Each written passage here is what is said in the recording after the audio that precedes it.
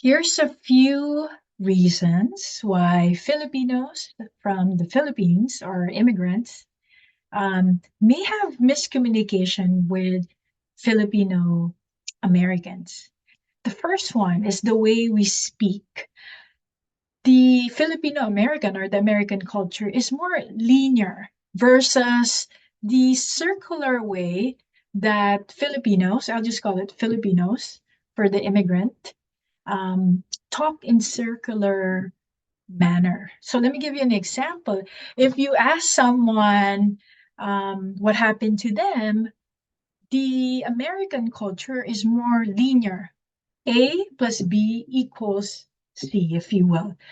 I am hurt because this is what happened to me. Sometimes this is not for everybody, but this is of course a general way of communicating. The Filipino might say, well, I went to the shop and I met my friend. Then when I met my friend, we started talking.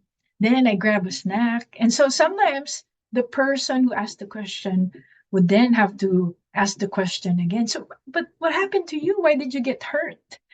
So there's a circular way of communicating. It's more storytelling.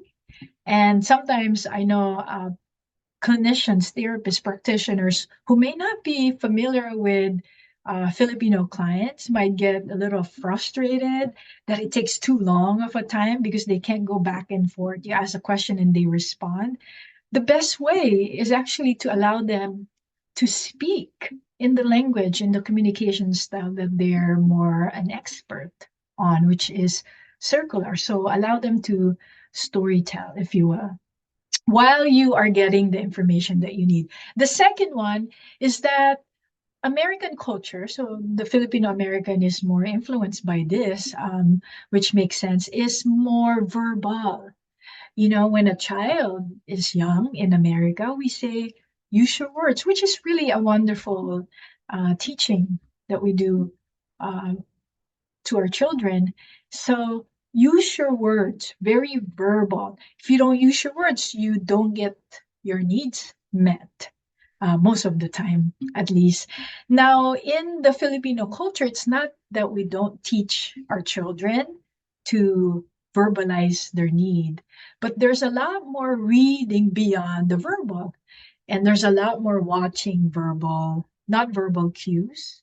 The look, the cry, the pouting, and sometimes the child may not have to say anything at all, and the parent might, from their perception, and of course, perception could be accurate or not, but from their attunement, okay, which we call pakikiramdam, they're able to meet their child's need, hopefully most of the time. Um, so verbal versus nonverbal. Filipino Americans and the Filipino are very different in the way they communicate, not only linear versus circular, but the other one's more verbal.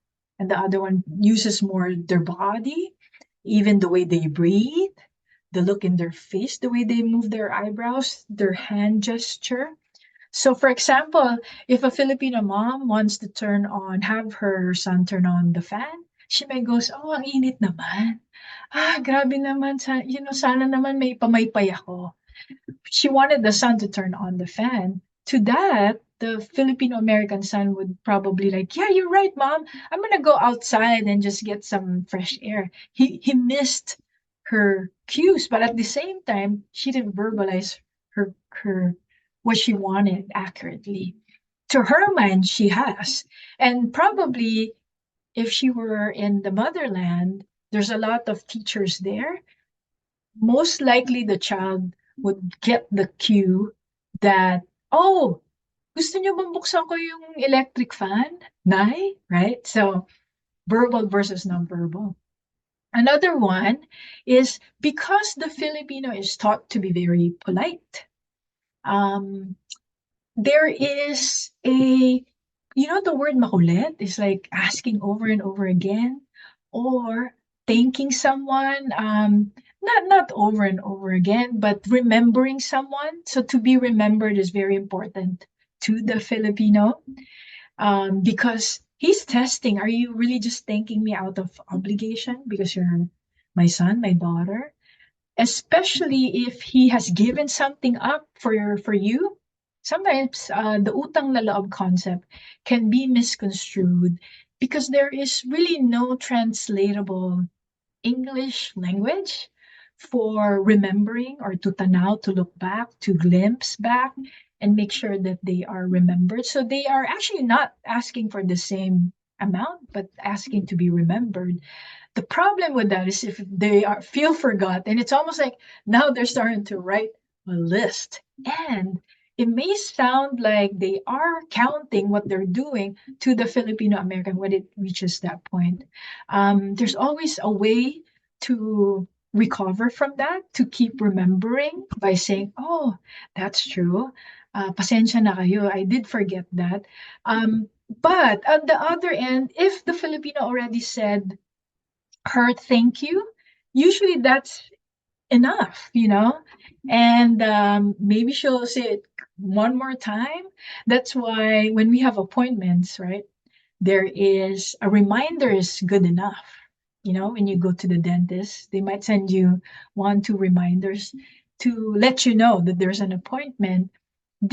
For the Filipino, it's a repetition. He wants to know if you're sincere. He wants to know he's not forgotten. He wants to know that you're not just doing things out of obligation.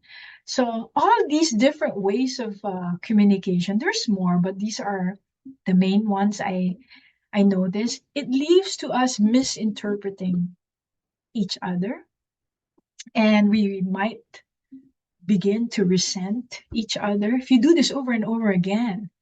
It almost feels like somebody is not hearing you out. And it could be a very painful experience, both for the immigrant and the Filipino American. When you tell the Filipino American that you wish they read your nonverbal cues, that they are not um, taught to read. It's almost like if you go to your eye doctor and you know how they have you read the letters, but the letter might be in Arabic or some letter alphabet you're not familiar with. It is a standard that is hard to meet, in all fairness. At the same time, um, sometimes the Filipino immigrant might be seen as just passive aggressive. They might be, especially when they have trauma or negative imprints from their history. And they might use the sense of pakikiramdam, attunement, in a very faulty manner.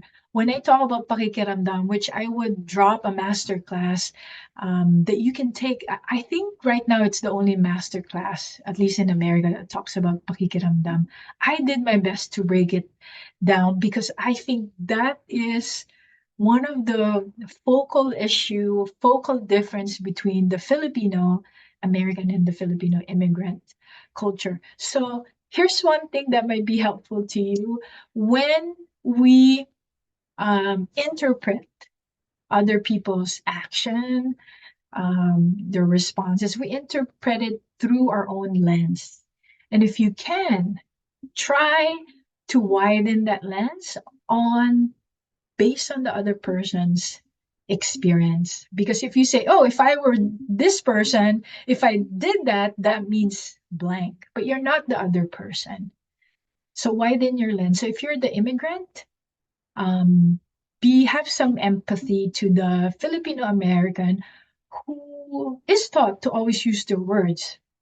If you're the Filipino American, have some empathy that the immigrant is not taught to be very verbal in the way that you are because the culture is different. If you did that in the Philippines, you might get in trouble in class.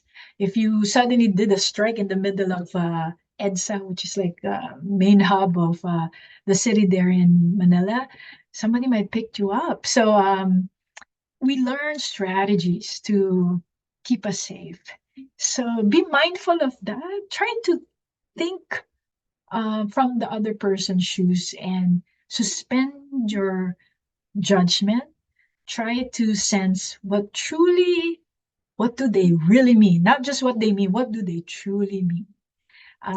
I hope that serve you. Again, there's a pakikiramdam masterclass if you want to take that class. It's only like 2 hours.